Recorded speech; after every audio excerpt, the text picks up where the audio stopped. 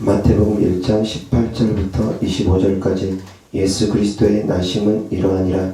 그의 어머니 마리아가 요셉과 약혼하고 동거하기 전에 성령으로 잉태된 것이 나타났더니 그의 남편 요셉은 의로운 사람이라 그를 드러내지 아니하고 가만히 끊고자 하여 이 일을 생각할 때 주의 사자가 현몽하여 이르되 다윗의 자손 요셉아 내 아내 마리아 데려오기를 무서워하지 말라. 그에게 잉태된 자는 성령으로 된 것이라. 아들을 낳으리니 그 이름을 예수라 하라. 이는 그가 자기 백성을 그들의 죄에서 구원할 자이심이라 하니라. 이 모든 일이 된 것은 주께서 선지자로 하신 말씀을 이루려 하심이니 이르시되 보라 처녀가 잉태하여 아들을 낳을 것이요 그의 이름은 임마누엘이라 하리라 하셨으니 이를 번역한즉 하나님이 우리와 함께 계시다 함이라. 요셉이 잠에서 깨어 일어나 주의 사자의 분부대로 행하여 그의 아내를 데려왔으나 아들을 낳기까지 동침하지 아니하더니 낳음의 이름을 예수라 하니라. 아멘. 자, 오늘 말씀의 주제는 임마누엘 우리와 함께 계시는 하나님이라는 주제로 하나님 말씀 전하고자 합니다. 다 같이 따라합니다. 임마누엘 우리와 함께 계신 하나님. 아멘. 임마누엘 하나님 이곳에 우리와 함께 계십니다. 예수라는 이름의 뜻이 무엇입니까? 예수라는 이름의 뜻이 무엇입니까? 21절 다 같이 시작. 아들을 낳으리니 이름을 예수라 하라. 이는 그가 자기 백성을 그들의 죄에서 구원할 자이심이라 하니라. 아멘. 죄에서 구원할 자, 장차 구원할 자라는 뜻이 예수라는 이름 안에 담겨있는 의미라는 것입니다. 그러면 그리스도는 무슨 뜻입니까? 무슨 뜻입니까? 기름 부음 받은 자, 그런 의미 맞고 그게 정확한 의미고, 의역을 해서 그리스도라는 뜻은 구원한 자를 의미합니다. 예수는 구원할 자를 의미하고 그리스도는 구원한 자를 의미합니다. 그래서 우리가 예수님의 이름으로 기도드렸습니다 보다는 예수 그리스도 이름으로 기도드렸습니다가 더욱더 정확한 표현이라고 제가 말씀을 드렸습니다. 대통령의 이름은 동명이인이 얼마든지 있을 수 있습니다. 그러나 대통령 누구는 단 한 명밖에 없습니다. 마찬가지입니다. 예수님이라는 이름은 동명이인이 얼마든지 있을 수 있습니다. 그러나 예수 그리스도라는 이름은 오직 예수 그리스도에게만, 오직 천지를 창조하신 하나님, 우리를 구원하신 하나님 예수님에게만 그 칭호를 쓸 수가 있는 것입니다. 그리스도라는 칭호는 누구에게나 쓸 수 있는 칭호가 아닙니다. 누구에게나 쓸 수 있는 칭호가 아닙니다. 오직 예수님, 예수 그리스도 그분에게만 쓸 수 있는 칭호입니다. 그리스도라는 뜻은 구원한 자, 기름 부음 받은 자, 메시아, 그런 의미가 그 안에 담겨 있다고 했습니다. 그래서 예수는 구원할 자, 그리스도는 구원한 자, 메시아, 그리스도, 그 안에 그 의미가 담겨져 있어서 예수 그리스도라고 기도하는 것이 더욱더 정확한 표현이라고 말씀드렸습니다. 그래서 복음서에 보면 예수님이라고 표현이지만, 그런데 서신서에 넘어가면, 사도행전으로 넘어가면 예수 그리스도라는 표현이 거의 지배적입니다. 예수님이라고 표현하지 않습니다. 서신으로만 넘어가면 예수 그리스도라고 표현합니다. 예수님께서 십자가 지시고 난 이후부터는 예수님께서 구원을 이루셨기 때문에 예수 그리스도라고 표현하는 것이 정확한 표현입니다. 또한 임마누엘이라는 뜻은 무엇입니까? 하나님께서 우리와 함께 계신다라는 뜻이 그 안에 담겨 있다고 했습니다. 예수님의 이름은 예수님이라고도 하고 또한 우리에게 새로 주신 이름 임마누엘이라고도 표현합니다. 그런데 그것은 우리와 함께 계신다라는 그 뜻이 그 안에 담겨 있다는 것입니다. 약속과 같습니다. 예수님의 또 다른 이름을 임마누엘이라고 그렇게 지칭을 하게 된 것, 그렇게 말씀을 하나님께서 또 다른 이름을 우리에게 주신 것은 바로 약속과 같습니다. 하나님께서 우리와 함께 계시겠다라는 약속과 같습니다. 그런데 예수님께서 우리와 영원토록 함께 계셨습니까? 예수님은 영원토록 함께 계시진 않았습니다. 그런데 분명히 예수님의 이름은 임마누엘이라고 했습니다. 왜 그랬습니까? 왜 그랬습니까? 예수님께서 또 다른 보혜사를 우리에게 보내주셨기 때문입니다. 그 보혜사 성령님과 함께 예수님이 함께 계시기 때문입니다. 내가 너희를 고아처럼 버려두지 아니하고 다시 올 것이라고 했습니다. 다시 오신 보혜사 성령님과 예수님은 함께 계시기 때문입니다. 그래서 성령 하나님의 음성을 듣다 보면 때로는 예수님의 음성인 것처럼 우리가 헷갈릴 때가 있습니다. 예수님인지 성령님인지 우리는 그것이 분간이 잘 안 될 때가 있습니다. 때때로 그렇습니다. 그래서 성령님을 예수님이라고 표현하기도 때로는 그렇게 하는 경우도 덜어는 있습니다. 그런데 정확한 것은 성령님은 성령님이고 예수님은 예수님입니다. 그렇지만 성령님과 예수님은 함께 계십니다. 이 땅에서 예수님이 사역하실 때도 함께 하시면서 사역했습니다. 그리고 또한 예수님의 탄생에서부터 예수님의 탄생은 홀로 탄생한 것이 아닙니다. 성령으로 말미암아 잉태되었습니다. 태어날 때부터 예수님은 성령님과 함께 계셨고 사역할 때도 예수님은 성령님과 함께 하셨고 부활할 때도 성령의 능력으로 부활하셨습니다. 예수님은 늘 성령님과 함께 하셨습니다. 시작부터 마지막까지. 그런데 보혜사 성령님 하나님을 우리에게 보내주시면서 보혜사 성령 하나님만 우리에게 보내주신 것이 아니라 예수님도 보혜사 성령 하나님과 함께 계신다는 것입니다. 깨달을 수 있기를 바랍니다. 깨달을 수 있기를 바랍니다. 하나님은 독립적으로 사역하시는 것 같지만 주체가 누구냐에 따라서 달라질 뿐이지 항상 함께 사역을 하십니다. 구약시대에도 여호와 하나님, 우리 하나님 아버지께서 사역을 주도적으로 이끌어 가셨지만 그때에도 역시 예수님과 성령 하나님은 함께 하셨습니다. 기름 부음 주시는 것 바로 성령의 능력을 보여주시는 것 같습니다. 다윗에게, 왕들에게, 선지자에게 기름 부음을 보여주셨습니다. 그것은 바로 성령 하나님께서 그 시대에도 역사하셨다는 것입니다. 다만 육체 속으로 들어오진 않고 외부에서 역사하셨다고 그렇게 표현하는 것이 좀 더 정확할 것입니다. 어찌되었건 성령 하나님께서 구약시대에도 같이 활동하셨습니다. 아브라함이 천사 3명을 만납니다.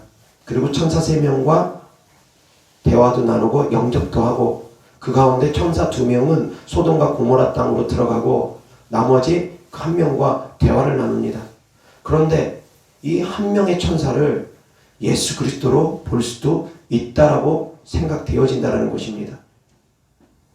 단순히 천사가 아니라 주님일 수도 있다는 것입니다. 물론 그렇게 말하면 이단 소리 들을 수도 있습니다.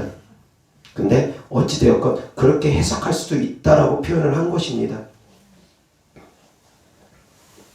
구약시대에도 하나님께서는 함께 하시면서 역사하셨습니다. 그리고 예수님께서 이 땅에 오셨을 때 마찬가지입니다. 예수님께서 주도적으로 사역을 하셨지만 성령 하나님께서 함께 하셨고 하나님께서도 항상 예수님과 함께 하셨습니다. 하나님께서 예수님과 함께 하신 증거, 예수님께서 기사와 표적을 나타낼 때 주님께서 분명히 말씀하셨습니다. 이것은 하나님께서 함께 하지 않으면 할 수 있는 일이 아니라고. 너희가 내가 하는 말을 믿지 못하겠거든 나의 하는 일을 통해서 나를 믿으라. 그 일이 바로 하나님을 증거하는 것이라 했습니다. 하나님이 함께 하심으로 그런 표적들이 나타난다고 했습니다. 하나님이 함께함으로 그런 표적들이 나타나는 것입니다.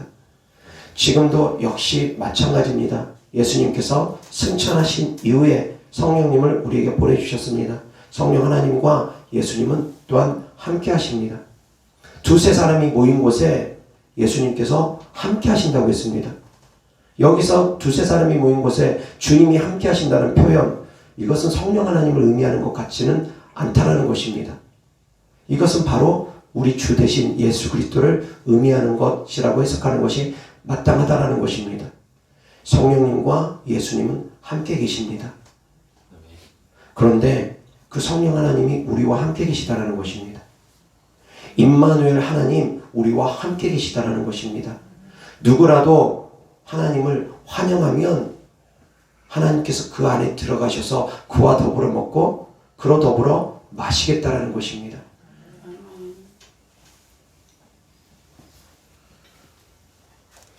이따금씩 또한 그런 생각을 해봅니다. 하나님은 우리와 함께 하기를 정말 원하셨습니다. 우리와 함께 하기를, 영원토록 함께 하시기를 정말 소원하셨습니다. 간절히 원하셨습니다. 잠시도 우리를 떠나기를 원치 않으시고 우리와 늘 함께 동행하기를 원하고 우리와 늘 함께 하기를 원하셨습니다. 그런데 부끄럽게도 나는 주님과 늘 함께하는 삶을 살지를 못합니다. 하나님은 우리와 늘 함께하기를 원하는데 우리는 하나님과 늘 함께하기를 원하지 않고 때때로는 세상이 좋아서 세상과 함께하려고 하고 주님을 자꾸 떠나려는 마음, 내 마음에서 주님과 자꾸 멀어지려는 마음이 있더라는 것입니다. 정말 부끄럽게도 정말 하나님 아버지 앞에 부끄럽고 예수님 앞에 부끄럽고 성령님 앞에 부끄러울 정도로 하나님께서는 우리와 늘 언제나 함께 하시길 원하는데 우리는 그렇지 못할 때가 너무 많다라는 것입니다. 도대체 이 여인 일입니까? 주님은 우리와 함께 하시길 원하는데 우리가 주님과 함께 하기를 원하지 않는다. 창조주 하나님께서는 우리와 함께 하기를 원하는데 피조물인 인간은 하나님과 창조주 하나님과 함께 하기를 원하지 않는다. 도대체 이게 무슨 일입니까? 근데 우리의 삶을 돌아보면 주님과 함께 하지를 원하지 않을 때가 있더라는 것입니다.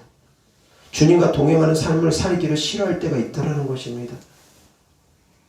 세상이 좋아서 세상과 짝하여서 세상과 더불어 먹고 마시고 즐거워하고 그럴 때가 너무 많다라는 것입니다. 임마누엘 하나님 우리와 함께 계십니다. 영원토록 우리를 떠나지도 버리지도 않는다 약속하셨습니다. 주님께서 우리에게 주신 이름 임마누엘이라는 이름 우리의 가슴에 더 깊이 새길 수 있는 시간 되었으면 좋겠습니다. 임마누엘 하나님 우리와 함께 계십니다. 구약시대에는 잘못하면 불순종하면 하나님의 영이 떠나기도 했습니다. 사울 왕이 그 예입니다. 사울 왕이 기름 부음을 받고 성령 하나님께서 함께 했는데 사울 왕이 불순종하니까 하나님의 영이 사울 왕에서 떠났습니다. 그리고 나서 하나님이 부르신 악령, 악신, 귀신이 사울 왕을 사로잡았습니다. 그래서 사울 왕이 번뇌케 되었는데 그 번뇌케 되었다라는 히브리어 원뜻을 살펴보면 두려워하다, 놀라다라는 뜻이 있습니다. 귀신이 들어가니까 그 다음부터 평안하지가 않습니다. 두렵고 놀라고 그 마음이 안절부절 평안하지가 않습니다. 자꾸 불안하고 초조하고 근심, 걱정, 염려가 가득하고 두렵고 무섭고 하나님의 영이 떠나가면 그 가운데 평안과 기쁨이 사라져버립니다. 악한 영이 그 사람을 사로잡으면 그 사람은 불안하고 초조하고 근심, 걱정, 염려가 가득하게 됩니다. 두려워지게 됩니다. 삶에 평안이 없습니다. 그런데 구약시대에는 잘못하면 하나님의 영이 떠났지만 지금은 하나님의 영이 우리를 떠나지 않습니다. 우리가 아무리 잘못해도 성령 하나님께서 우리를 떠나지도 않습니다. 영원토록 우리와 함께 계신다 약속하셨기 때문입니다. 다만 우리가 주님을 떠날 때가 있는 것이죠. 다만 우리가 죄 가운데 거하며 주님을 외면할 때가 있는 것이죠. 근데 그럴 때도 주님은 우리를 떠나지 않고 우리와 함께 계시며 우리를 위해서 탄식하며 눈물을 흘리시며 우리가 주님께 돌아오기를 주님과 함께하는 동행하는 삶을 살기를, 더욱더 거룩한 모습으로 변화되기를 주님께서는 끊임없이 애타하며 기다리신다는 것입니다.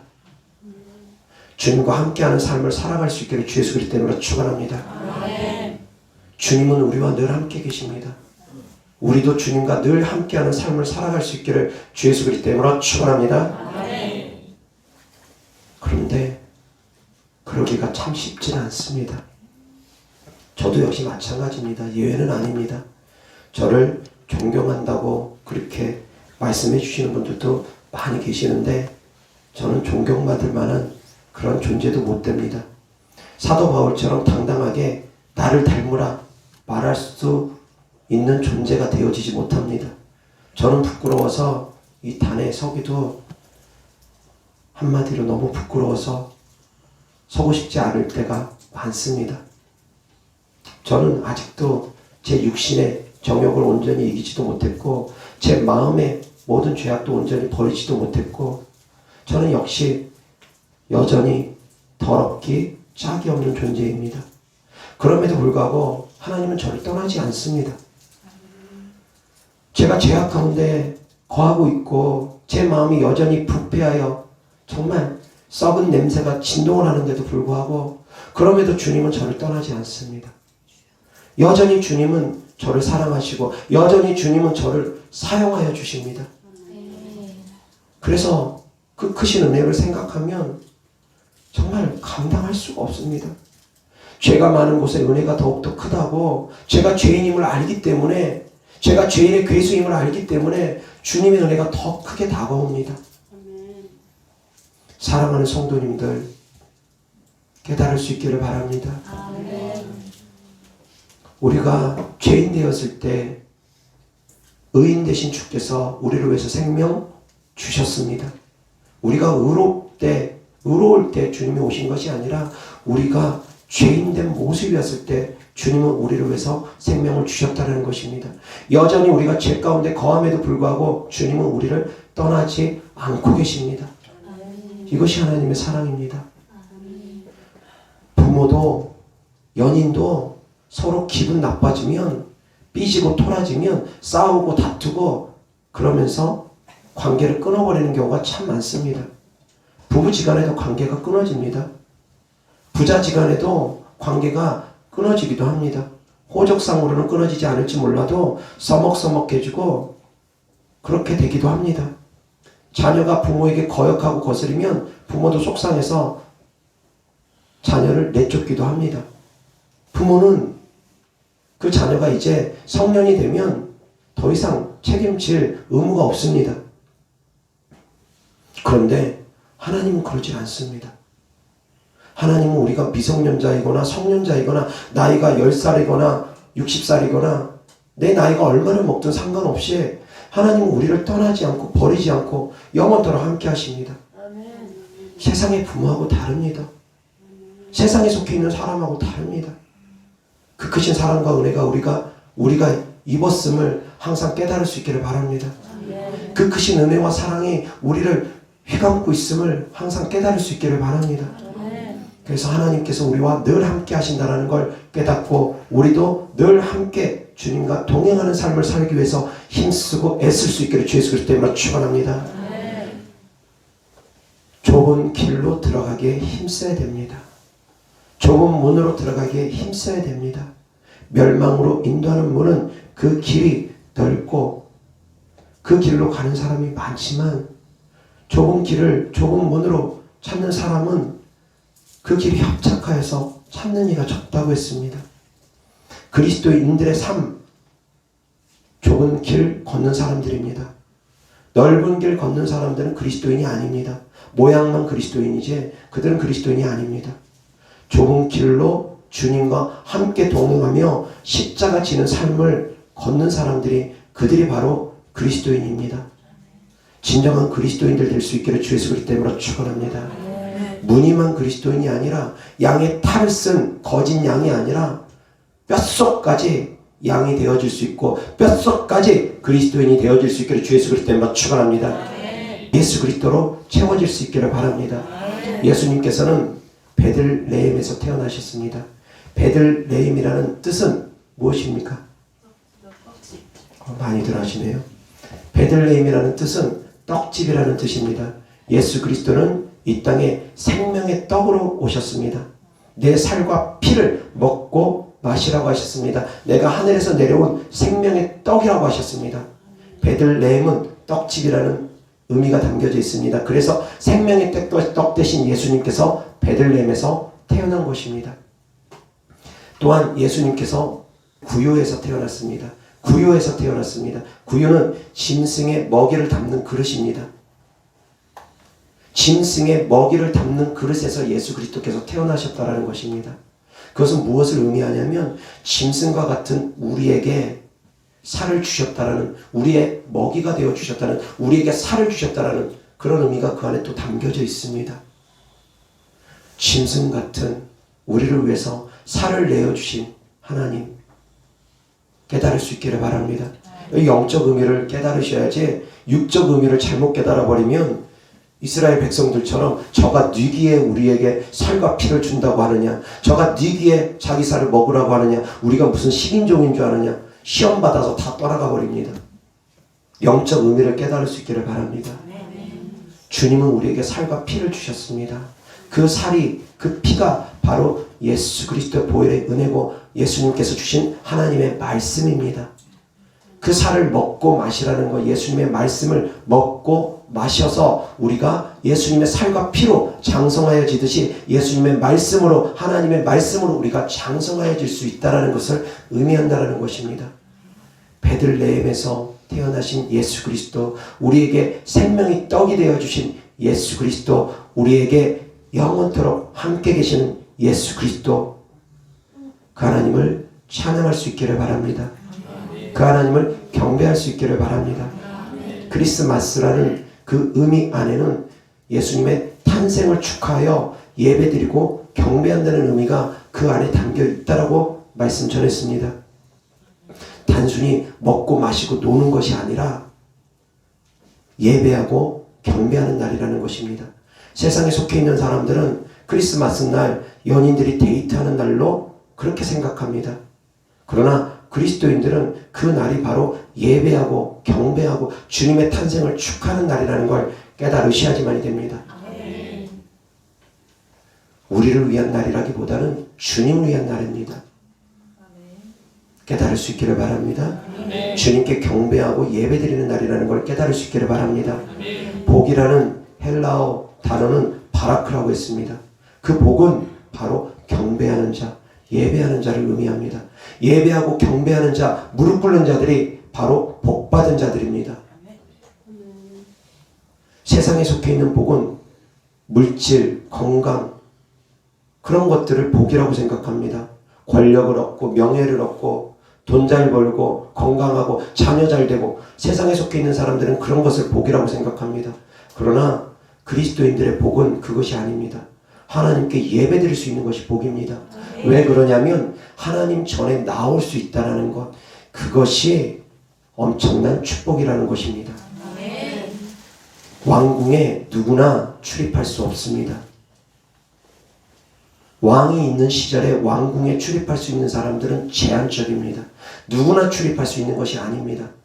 성전 안에 누구나 출입하지 못합니다. 특별히 성소와 지성소는 누구나 출입하지 못합니다. 성소는 제사장만 출입할 수 있고 지성소는 대제사장만 출입할 수 있습니다. 누구나 출입할 수 있는 것이 아닙니다. 다시 정리해서 주님께 예배드리기 위해서 성전에 나올 수 있다는 것, 이것이 복이라는 것입니다. 주님께서 허락하지 않으면 주님 전에 나올 수가 없습니다. 주님께서 허락하지 않으시면 주님 전에 나올 수가 없다는 것입니다. 나중에 우리가 천국을 갈 때 하나님 보좌에 누구나 그 근처에 갈 수 있느냐? 그렇지 않을 것입니다. 하나님 보좌 근처에 있을 수 있는 사람이 있고, 예수님 보좌 좌우편에 앉을 수 있는 사람이 있고, 예수님과 함께 더불어 심판할 수 있는 사람이 있고, 심판을 받을 사람이 있고, 그 영광이 다 틀리다고 했습니다. 주님을 누구라도 만날 수 있느냐? 그렇지 않을 것입니다. 하나님 전에 예수님 계신, 하나님 아버지께서 계시는 그 성전에 그 보좌에 누구라도 출입할 수 있느냐? 그렇지 않을 것이라는 것입니다. 그런데 우리가 예배를 드린다는 것, 하나님 전에 나와서 예배를 드린다는 것, 그것은 바로 하나님 보좌에 우리가 나와서 예배를 드린다는 것과 같습니다. 그것이 바로 축복이라는 걸 깨달을 수 있기를 바랍니다. 하나님 전에 나올 수 있는 것이 축복이라는 걸 깨달을 수 있기를 바랍니다. 이어서 하나님 말씀 보겠습니다. 누가복음 2장 1절부터 20절까지입니다. 그때 가이사 아구스도가 영을 내려 천하로 다 호적하라 하였으니 이 호적은 후레뇨가 수리아 총독이 되었을 때에 처음 한 것이라 모든 사람이 호적하러 각각 고향으로 돌아가매 요셉도 다윗의 집 족속이므로 갈릴리 나사렛 동네에서 유대를 향하여 베들레헴이라 하는 다윗의 동네로 그 약혼한 마리아와 함께 호적하러 올라가니 마리아가 이미 잉태하였더라. 거기 있을 그때에 해산할 날이 차서 첫 아들을 낳아 강보로 싸서 구유에 누였으니 이는 영안에 있을 곳이 없음이러라. 그 지역의 목자들이 밤에 밖에서 자기 양떼를 지키더니 주의 사자가 곁에 서고 주의 영광이 그들을 두루 비추매 크게 무서워하는지라. 천사가 이르되 무서워하지 말라. 보라, 내가 온 백성에게 미칠 큰 기쁨의 좋은 소식을 너희에게 전하노라. 오늘 다윗의 동네에 너희를 위하여 구주가 나셨으니 곧 그리스도 주시니라. 너희가 가서 강보에 쌓여 구유에 누워 있는 아기를 보리니 이것이 너희에게 표적이니라 하더니 호련히 수많은 천군이 그 천사들과 함께 하나님을 찬송하여 이르되 지극히 높은 곳에서는 하나님께 영광이요 땅에서는 하나님이 기뻐하신 사람들 중에 평화로다 하니라. 천사들이 떠나 하늘로 올라가니 목자가 서로 말하되 이제 베들레헴으로 가서 주께서 우리에게 알리신 바 이 이루어진 일을 보자 하고 빨리 가서 마리아와 요셉과 구유에 누인 아기를 찾아서 보고 천사가 자기들에게 이 아기에 대하여 말한 것을 전하니 듣는 자가 다 목자들이 그들에게 말한 것들을 놀랍게 여기되 마리아는 이 모든 말을 마음에 새기어 생각하니라. 목자들은 자기들에게 이르던 바와 같이 듣고 본 그 모든 것으로 인하여 하나님께 영광을 돌리고 찬송하며 돌아가니라. 아멘. 예수님을 많은 사람들이 기다렸습니다. 메시아를 많은 사람들이 기다렸습니다. 그리고 성경을 상고하면서 그리스도가 어디서 날지 그들도 다 알고 있었습니다. 그런데 정작 예수님의 탄생을 알아보고 예수님의 탄생을 축하한 사람들은 많지 않더라는 것입니다. 많은 사람들이 주님 다시 오심을 기다립니다. 주님 다시 오심을 기다리고 있고 나름대로 신부단장한다고 마지막 때에 대한 말씀들 파고 들어갑니다. 요한계시록에 대한 말씀들 파고 들어갑니다. 그러면서 나름대로 다들 주님 오심을 준비한다고 하고 기다린다고 합니다. 그런데 예수님이 오셨을 때 예수님을 알아본 사람들이 많지 않았던 것처럼 예수님을 만날 수 있는 사람들이 많지 않았던 것처럼 예수님이 구세주인 걸 알아본 사람들이 많지 않았던 것처럼 지금도 다시 오실 주님을 만날 사람들이 많지 않습니다. 어떤 사람들이 만났습니까? 어떤 사람들이 예수님을 알아보고 예수님을 만났습니까? 목자, 돈방박사, 그리고 성령이 충만한 사람들, 특별히 성령이 충만한 사람들, 그들이 바로 예수님이 구세주인 것을 알아봤다라는 것입니다. 마지막 때 다시 오실 주님도 역시 마찬가지입니다. 많은 사람들이 다시 오실 주님을 기다립니다. 데려가면 받기를 사모합니다. 그런데 성령 충만하지 않으면 데려감 받지 못합니다. 성령 충만한 삶을 살 수 있기를 주 예수 그리스도 때문에 축원합니다. 그럼 우리가 어떻게 성령 충만한 삶을 살 수 있느냐? 임마누엘 주님과 동행하는 삶을 살면은 성령 충만한 삶을 살게 됩니다. 주님과 동행할수록 성령 충만해집니다. 주님과 동행하는 삶을 살수록 주님을 닮아갑니다. 깨달을 수 있기를 바랍니다. 그래서 기도하는 것입니다. 주님과 함께하는 시간이 바로 기도의 시간이기 때문에 기도를 할수록 주님을 닮아가게 되어집니다. 주님과 함께합니다. 말씀을 읽고 말씀대로 우리가 실천하며 살아갈수록 주님과 함께하는 것입니다. 주님을 닮아가는 것입니다. 말씀과 기도를 통해서 우리가 거룩해질 수 있고, 말씀과 기도를 통해서 우리가 성령 충만할 수 있고, 말씀과 기도를 통해서 우리가 주님과 동행하는 삶을 살 수 있다는 것입니다. 임마누엘 하나님, 우리와 함께 계십니다. 우리도 주님과 함께 동행하는 삶을 살 수 있기를 주 예수 그리스도 이름으로 축원합니다. 에녹이 주님과 동행하는 삶을 사니까 하나님께 데려감을 받았던 것처럼, 죽음을 맛보지 아니하고 그대로 들려 올라간 것처럼 주님과 동행하는 삶을 살면 누구도 이 땅에 남겨지지 않을 것입니다. 주님 오시는 그날에 다 데려감을 받을 것입니다. 주님과 동행하는 삶을 살기 위해서는 주님과 함께하는 삶을 우리가 살아야 됩니다. 함께한다는 것이 바로 동행하는 것이니까. 하나님은 우리와 늘 동행하기를 원합니다. 우리도 늘 주님과 동행하는 삶을 살 수 있기를 바랍니다. 이어서 하나님 말씀 보겠습니다. 요한복음 6장 26절부터 40절까지 예수께서 대답하여 이르시되 내가 진실로 진실로 너희에게 이르노니 너희가 나를 찾는 것은 표적을 본 까닭이 아니요 떡을 먹고 배부른 까닭이로다. 썩을 양식을 위하여 일하지 말고 영생하도록 있는 양식을 위하여 하라. 이 양식은 인자가 너희에게 주리니 인자는 아버지 하나님께서 인치신 자니라. 그들이 묻되 우리가 어떻게 하여야 하나님의 일을 하오리까? 예수께서 대답하여 이르시되 하나님께서 보내신 이를 믿는 것이 하나님의 일이니라 하시니, 그들이 묻되 그러면 우리가 보고 당신을 믿도록 행하시는 표적이 무엇이니까? 하시는 일이 무엇이니까? 기록된 바 하늘에서 그들에게 떡을 주어 먹게 하였다 함과 같이 우리 조상들은 광야에서 만나를 먹었나이다. 예수께서 이르시되 내가 진실로 진실로 너희에게 이르노니 모세가 너희에게 하늘로부터 떡을 준 것이 아니라 내 아버지께서 너희에게 하늘로부터 참 떡을 주시나니 하나님의 떡은 하늘에서 내려 세상에 생명을 주는 것이니라. 그들이 이르되 주여 이 떡을 항상 우리에게 주소서. 예수께서 이르시되 나는 생명의 떡이니 내게 오는 자는 결코 줄이지 아니할 터이요 나를 믿는 자는 영원히 목마르지 아니하리라. 그러나 내가 너희에게 이르기를 너희는 나를 보고도 믿지 아니하는도다 하였느니라. 아버지께서 내게 주시는 자는 다 내게로 올 것이요 내게 오는 자는 내가 결코 내쫓지 아니하리라. 내가 하늘에서 내려온 것은 내 뜻을 행하려 함이 아니요 나를 보내신 이의 뜻을 행하려 함이니라. 나를 보내신 이의 뜻은 내게 주신 자 중에 내가 하나도 잃어버리지 아니하고 마지막 날에 다시 살리는 이것이니라. 내 아버지의 뜻은 아들을 보고 믿는 자마다 영생을 얻는 이것이니 마지막 날에 내가 이를 다시 살리리라 하시니라. 아멘. 40절 다같이 시작. 내 아버지의 뜻은 아들을 보고 믿는 자마다 영생을 얻는 이것이니 마지막 날에 내가 이를 다시 살리리라 하시니라. 아멘. 예수님께서 생명의 떡이라고 하셨습니다.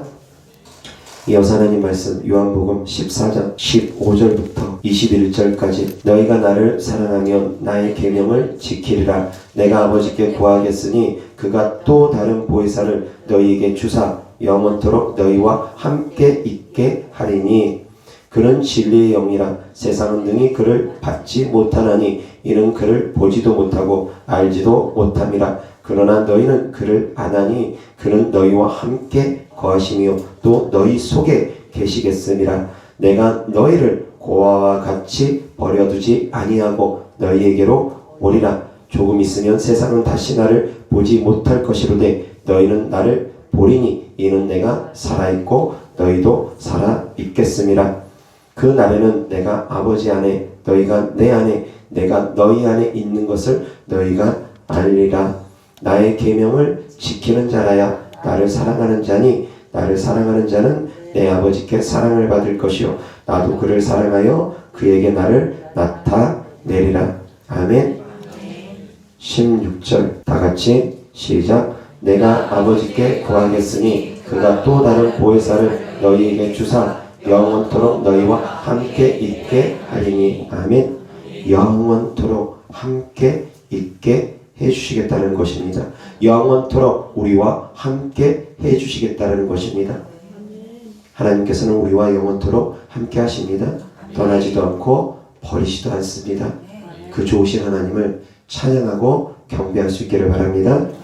이어서 하나님 말씀 마가복음 16장 19절부터 20절까지 다같이 시작. 주 예수께서 말씀을 마치신 후에 하늘로 올려지사 하나님 우편에 앉으시니라. 제자들이 나가 두루 전파할세 주께서 함께 역사하사 그 따르는 표적으로 말씀을 확실히 증언하시니라. 아멘. 따르는 표적이 어떤 것들이 있습니까?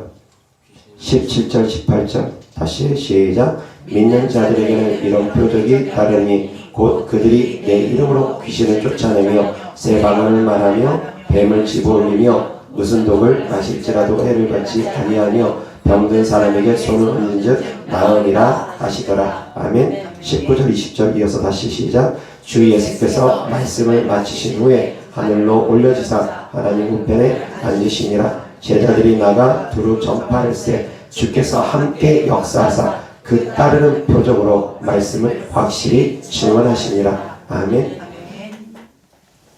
주께서 함께 역사하사 함께 하신 증거로 따르는 표적이 나타난다는 것입니다. 주님께서 우리와 함께 하시는 증거, 우리가 눈으로 주님을 보지 못한다 하더라도 함께 하시는 증거를 통해서 그 표적을 통해서 따르는 표적을 통해서 주님이 우리와 함께 하심을 믿으라는 것입니다. 따르는 표적이 어떤 것들이 있습니까? 첫 번째, 귀신을 예수 그리스도 이름으로 쫓아내고, 두 번째, 방언을 말하고, 세 번째, 뱀을 집어올리며, 네 번째, 무슨 독을 마실지라도 해를 받지 않고, 다섯 번째, 병든 사람에게 손을 얹는 나으리라. 자, 여기서 뱀을 집어올리며 무슨 독을 마실지라도 해를 받지 않는 것은, 이것은 영적 의미를 아셔야지 됩니다. 어디 가서 독 먹으면 큰일 납니다. 영적 의미를 깨달으셔야지 됩니다. 독을 마셔도 해를 받지 않고 뱀을 집어 올린다는 것, 뱀과 정갈을 밟으며 원수의 모든 능력을 제어할 권능을 주셨다는 말씀과 같은 말씀입니다. 뱀을 집어 올리며 그건 사단의 세력을 멸할 수 있는 권세를 우리에게 주셨다는 것입니다. 단순히 귀신만 쫓는 것이 아니라 공중권세 잡은 악한 영들까지 우리가 대적할 수 있는 권세를 우리에게 주셨다는 것이고, 무슨 독을 마실지라도 해를 받지 않는다는 말씀은 원수의 모든 능력을 제어할 권능을 주셨으니 너희를 해할 자 결단코 없으리라. 너희를 결단코 악한 영들이 해하지 못한다는 것입니다. 독은 뱀의 독을 의미합니다. 독사의 독을 의미합니다. 뱀의 독이 우리를 해하지 못한다는 것, 악한 영들이 우리를 해하지 못하게끔 하나님께서 우리를 지켜주시고 보호해 주시겠다는 약속의 말씀입니다. 깨달을 수 있기를 바랍니다. 그러나 이 의미는 영적 의미가 담겨 있다라고 말씀드렸습니다. 이러한 영적 의미들이 담겨 있습니다. 그런데 앞선 말씀, 예수님의 이름으로 귀신을 쫓아내는 것, 그것을 통해서 하나님이 우리와 함께 가심을 우리는 알아야 됩니다. 두 번째, 방언 말하는 것을 통해서 하나님께서 우리와 함께 하심을 알아야 됩니다. 성령 받은 분명한 증거가 방언이라고 제가 말씀을 전했습니다. 방언 말하면 하나님께서 나와 함께 하시는 것입니다. 자꾸 영적 눈이 열려서 예수님을 봐야지만이 예수님이 함께 하는 것 같고, 예수님을 못 보면 예수님이 함께 하는 것 같지 않고, 그러면 안 됩니다. 내가 방언 말하는 것만으로도 하나님이 나와 함께 하시는구나, 그 믿음을 가져셔야지 된다는 것입니다. 방언할 때마다 하나님이 나와 함께 계시는구나 늘 깨닫고 의심치 않기를 바랍니다. 하나님이 함께 하신다는 걸 의심하지 않고 방언할 때마다 하나님이 나와 함께 하신다는 그 믿음을 굳건히 갖고 귀신 따위 두려워하지 않기를 바랍니다. 귀신을 두려워하면 안 됩니다. 귀신은 끊임없이 두려움을 줍니다. 그 두려움에 사로잡히게 되면 귀신은 힘을 더욱더 얻게 됩니다. 귀신 두려워하면 안 됩니다. 생각 사로잡히면 안 됩니다. 생각에 사로잡히면 귀신이 그 사람을 더욱더 사로잡게 됩니다. 생각 끊임없이 악한 영들이 혼미케 할 수 있습니다. 그 생각에서부터 싸워서 이기셔야지 된다고 말씀 전했습니다. 생각을 다스릴 수 있기를 바랍니다. 마음을 다스릴 수 있기를 바랍니다. 그래서 악한 영들이 번민케 한다 할지라도, 번뇌케 한다 할지라도, 두려움을 준다 할지라도, 놀라게 한다 할지라도, 가진 잡념들을 준다 할지라도 몰아내고 싸워 이기고 주 안에서 평안과 기쁨이 넘칠 수 있기를 주 예수 그리스도 때문에 축원합니다. 하나님이 함께 하신다는 것 깨닫고 두려워하지 말고 놀라지 말고 하나님이 주신 이름을 가지고 강하고 담대하게 악한 영들을 몰아내고 싸워서 이길 수 있기를 주 예수 그리스도 때문에 축원합니다.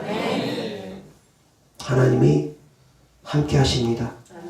하나님께서 함께 하시는 또 다른 증거로 우리에게 예수 그리스도 이름을 주셨고 그 예수 그리스도 이름을 우리로 사용하게 하셨습니다. 그 이름을 사용할 수 있도록 우리에게 허락하여 주신 것입니다. 이것도 역시 감당하기 어려운 하나님의 크고 놀라우신 사랑입니다. 창조주 하나님의 이름을 우리에게 주셨다는 것입니다. 그 이름을 마음껏 사용하라는 것입니다. 악한 영들에게 더 이상 빼앗기는 삶을 살지 말고 더 이상 저주받는 삶을 살지 말고 그 이름을 사용해서 하늘의 문을 열고 닫으라는 것입니다. 그 놀라운 이름, 창조주의 이름을 우리에게 주셨습니다. 그거 놀라우신 하나님의 사랑입니다. 그거 놀라우신 하나님의 사랑을 더욱더 깊이 있게 깨달을 수 있기를 주 예수 그리스도 이름으로 축원합니다. 기도하겠습니다. 우리와 함께 계시는 주님 임마누엘 하나님을 찬양합니다. 우리와 함께 계시는 증거로 표적을 나타내 주신 또한 감사합니다. 사랑합니다. 하나님께서 우리와 영원토록 함께 하신다 약속하셨습니다. 주님의 약속은 변치 않음을 우리가 너무나 잘 압니다. 하나님이 우리와 함께 계심을 우리가 늘 믿고 우리도 하나님과 동행하는 삶을 살아가게 하시고 하나님께서 우리와 늘 함께 하신다는 걸 믿고 악한 영들에게 두려워하지 말고 강하고 담대하게 악한 영들을 내어 쫓으며 악한 영들에게 빼앗겼던 모든 행복, 축복 다 되찾아올 수 있는 사랑하는 성도들 되어지게 하여 주시옵소서. 우리에게 주신 이름 거룩하시고 존귀하신 창조자 하나님의 이름을 우리가 마음껏 사용하여서 그 이름의 권세와 능력으로 악한 영들을 몰아내고 이 땅을 지배하고 정복하고 다스릴 수 있게 하여 주시옵소서.